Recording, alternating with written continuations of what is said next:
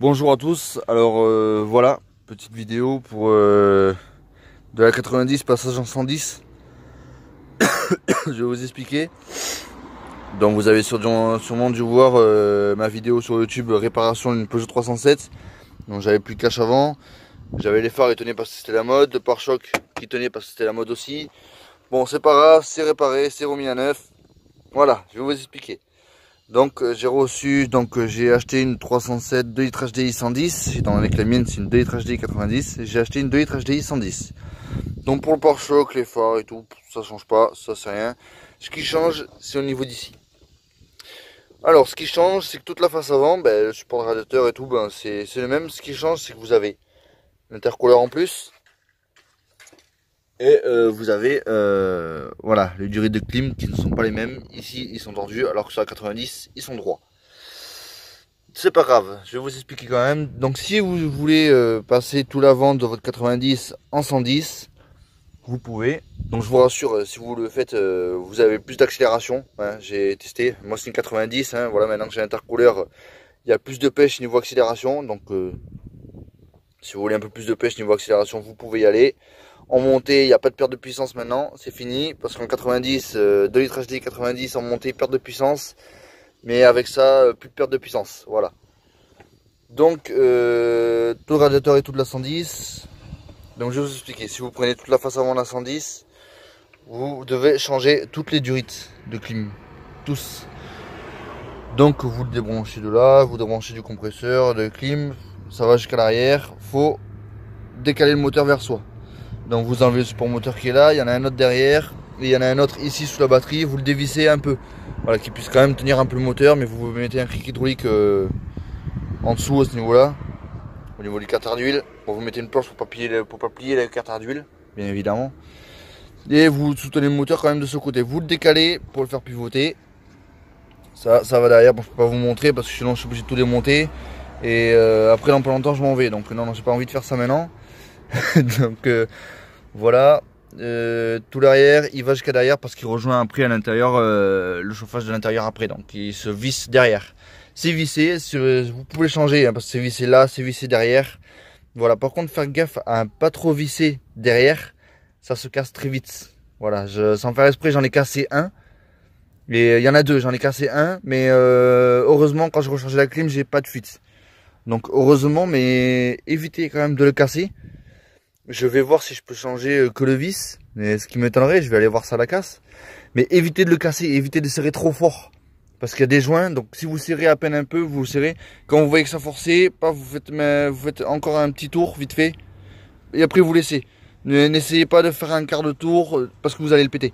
C'est ce que j'ai essayé de faire parce que je croyais que c'était pareil que tous les autres boulons, mais non. J'en ai pété un, donc non. N'essayez pas. Donc après il y a des joints, il y a deux joints sur les tuyaux et un autre joint sur la palette. Donc franchement, tant que c'est un peu serré, après il y a 3 joints, donc si franchement il y a une fuite, c'est qu'il y a un problème. Donc après on passe à lui.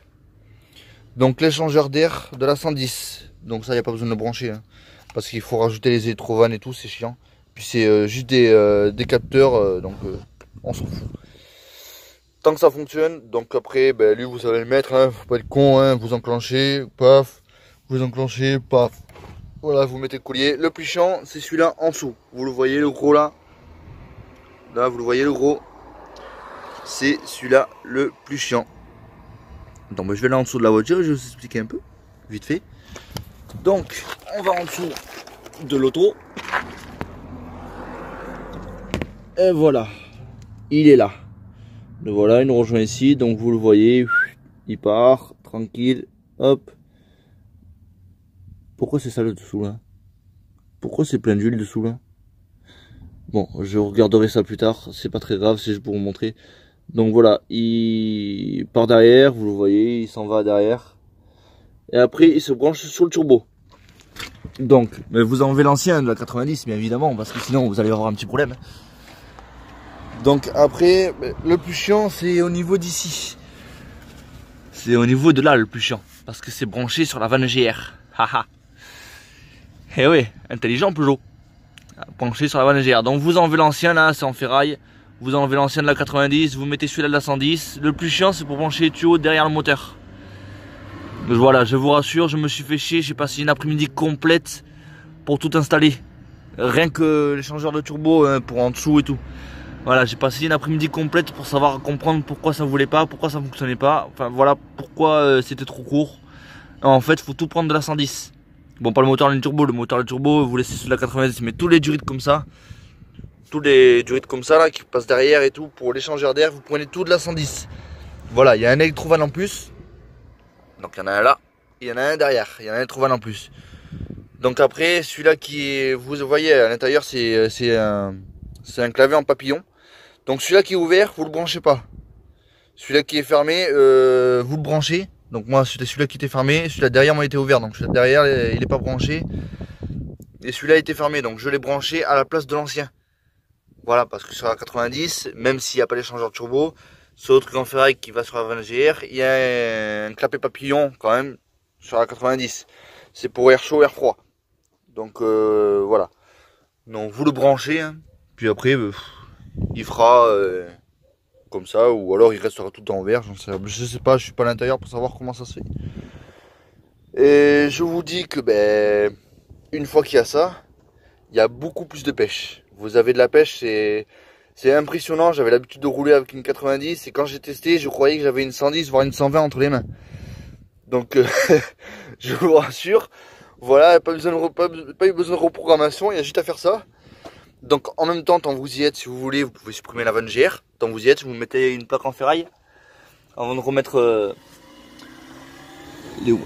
ça là, avant de remettre le truc en ferraille, vous mettez une plaque en ferraille là pour boucher la 20GR. Et après la 20GR, vous la débranchez à partir de là. Alors moi j'ai pas encore débranché, mais j'ai une plaque, donc je m'en fous. Mais je vais le débrancher parce que je sais pas quelles conséquences ça peut avoir, donc je vais le débrancher quand même. Donc voilà, donc vous gagnez en accélération. Je vous rassure, donc vous pouvez le faire. Hein.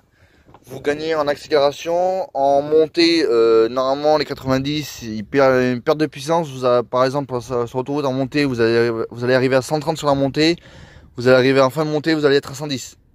Voilà, c'est ce que j'avais sur la mienne, c'est ce qui m'est arrivé. Depuis que j'ai mis ça, j'arrive à 130 dans le truc, enfin en montée j'arrive à 130 et en haut je suis toujours à 130. Voilà, à part si j'accélère ou je monte à 135, 140, mais ça monte tout doucement parce que c'est en montée, ce qui est normal. Donc plus de pêche, plus d'accélération, pas de perte de puissance niveau en montée. Niveau de la clim, ça change rien, hein, c'est les mêmes. Hein. C'est les mêmes que la 90, sauf que ce qui change c'est au niveau, c'est ici. Hein. Voilà, c'est que là c'est tordu alors que sur la 90, c'est droit. Hein. C'est juste ici où ça change. Hein. C'est con quand même de changer tout carrément tout rien que pour un simple coude. Enfin, rien que pour 2 ou 3 simples coudes. Voilà, c'est complètement con, mais bon, voilà. Ah, n'oubliez pas aussi que quand vous passez en radiateur de 110, à prendre celui-là de la 110 aussi. Parce qu'il y a ça en plus, ça, on l'a sur la 90, sauf que nous c'est un gros tuyau. Ça, c'est un petit. Ah, putain, mais on y voit que dalle. Pourtant il fait jour, voilà. Là, c'est un petit. C'est un petit, donc pensez à prendre tout de la 110, même là. Donc voilà. Donc si vous voulez faire, allez-y. Si vous voulez une explication plus poussée, c'est-à-dire ouais non mais là je me suis mal exprimé là. Ça le fait pas là, je me suis mal exprimé. Si vous voulez le faire et que vous n'y arrivez pas, que vous rencontrez un problème quelconque, King Kong, non, King Kong, non, ça le fait pas. Bon bref, on s'en fout. Un peu d'humour. Bon bref, on s'en fout. Si vous regardez, si vous rencontrez un problème parce que vous mettez la face avant de la 110 alors que vous avez une 90, si vous rencontrez un problème, vous me le dites en commentaire dans la vidéo. Bon, je vois pas forcément de suite parce qu'il y a des commentaires où je vois une semaine après. Je passe pas ma vie sur YouTube, je passe pas ma vie sur internet non plus. Donc je le vois quand je peux, je le vois quand mon téléphone il me dit la notification, c'est tout. Voilà. Donc après vous pouvez y aller. Donc les phares ça reste les mêmes, le pare-choc ça reste les mêmes, ça on s'en fout.